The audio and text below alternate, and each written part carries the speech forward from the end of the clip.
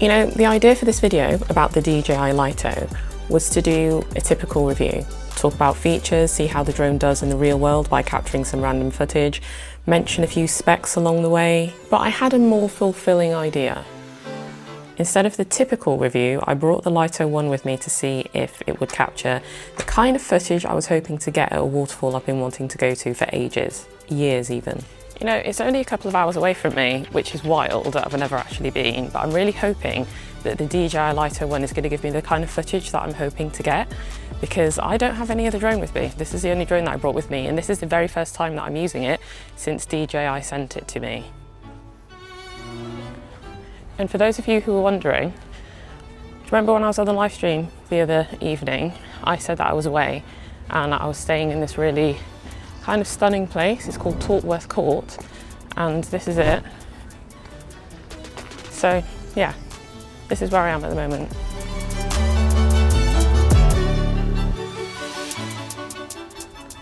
I know I'm a little bit behind on this release video because it came out last week, but such is life. I've had other stuff that I needed to do.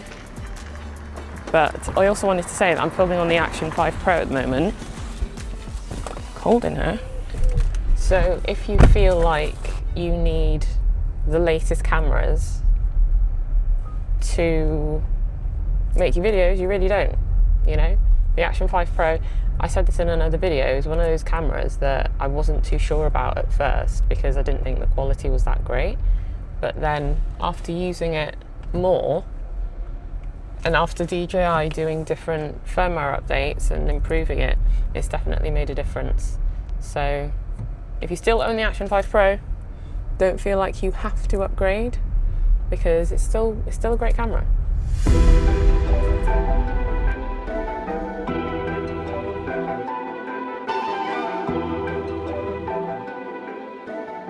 I can see the car park up ahead and it looks busy. I was going to come out earlier this morning, just turn this around, and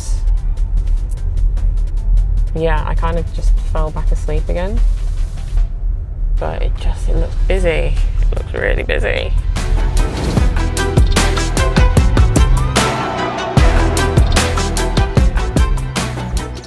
So obviously I just arrived and it's supposed to be about a 10-15 minute walk to the waterfall. But judging by the car park, I think it's going to be quite busy when I get there. I have got my Osmo 360 with me as well, just because I thought it'd be quite, I take it everywhere, and so I'd rather have it than not have it and then be able to use it, and you know, when I'm behind the waterfall, get some shots as well, because I'm not going to be able to fly the drone behind the waterfall. But anyway, yeah, let's go.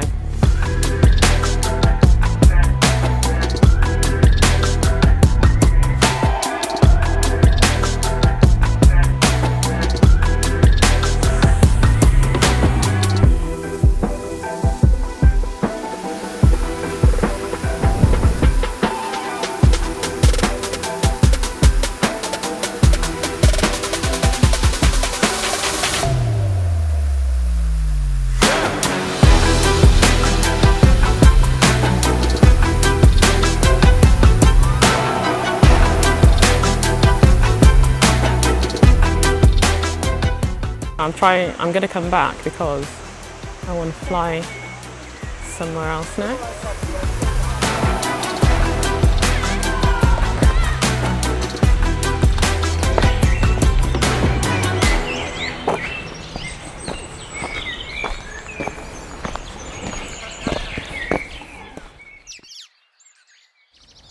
When I got back after going to Henry Falls, I went and asked Tortworth Court if I could fly my drone. They said absolutely fine, which is really nice of them, but I had to film from this side, which is, I think this is the back. This is the back, I think. I had to film from this side because there's a prison around the front, and I can't go higher than the actual building itself. So I just wanted to get a couple of shots because it's a really nice building. So that was all. That was all. Oh, it's positioned in the perfect place, perfect spot as well. So let me just start recording. Satellites are locked.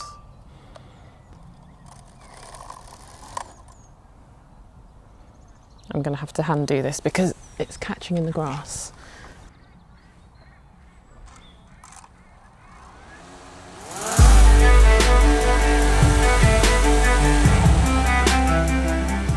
That actually looks like a really nice shot. I've only got 13 minutes left because when I went to Henrid Falls, I used all my battery, and when I got back, I actually forgot to charge it.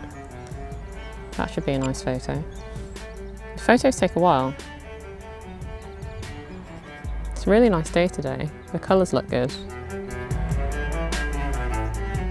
Do you know what? For a minute then, I thought I hadn't pressed record, and I would have been really sad because that was a really good shot.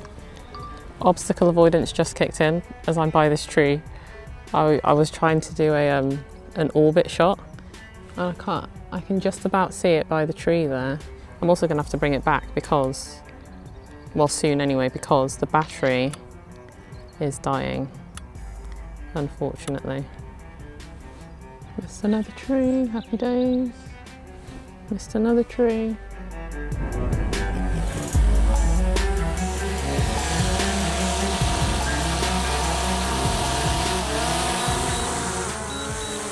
So yeah, one of the things worth noting is that it has omnidirectional obstacle sensing.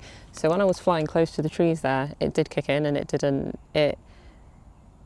instead of avoiding, because I have it set to brake rather than avoid, it just stopped, the drone just stopped.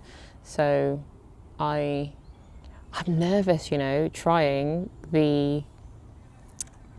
having it maneuver around object. If it wasn't a tree, I'd be fine, because if it hits the tree, which it shouldn't because it has obstacle sensing, then, you know, if it did hit the tree, I wouldn't be able to get it out of the tree. Whereas if it hit a building, it'd just, you know, knock against the building and then fall down. So that's why I'm kind of, when I'm flying near trees, I'd rather it just stop rather than trying to go around, because it might just try and then still hit something.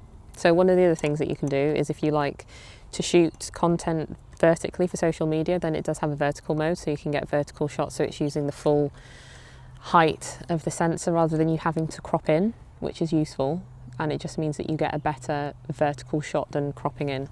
But I haven't actually looked at the footage yet. I downloaded it, I got back and I went up to my room and I downloaded it onto my laptop, but I haven't actually properly looked at the footage yet. I just thought, let me come out quickly before the sun goes down and try and get a shot out here.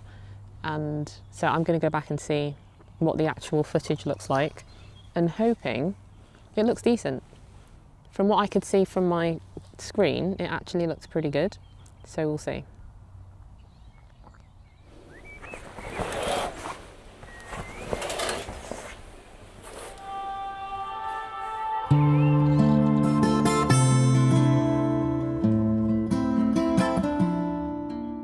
Last night I went through all the footage that I shot with the DJI Lito 1, and I was pleasantly surprised. I'm not going to lie. I don't know what I was expecting, but given that this kind of sits, I feel like this sits in a beginner entry level category for drone, and yeah, the quality is incredibly good.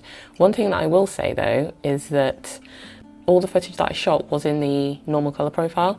I didn't do any adjustments to the footage, so it was just what you saw straight out of the camera. The Lito 1 doesn't have D-Log M, so you can only shoot in the normal colour profile.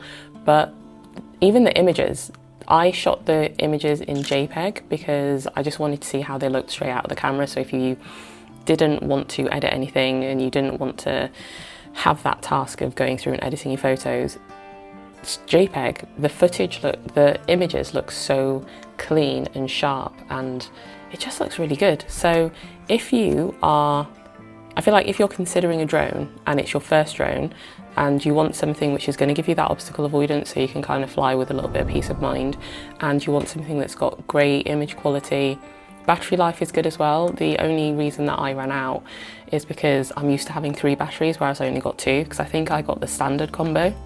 I think I was sent the standard combo, and so yeah, I only had 2 batteries. But even then, I filmed all that footage with just 2 batteries and all those photos with just 2 batteries.